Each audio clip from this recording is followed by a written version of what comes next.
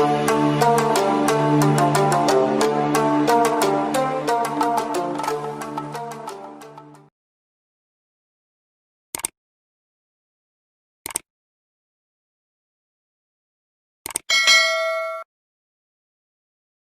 teman-teman, kali ini saya mau membuat video tentang ini ya, mengasih makan anakan Lovbrid saya atau meloloh ya, meloloh anakan Lovbridnya ini teman.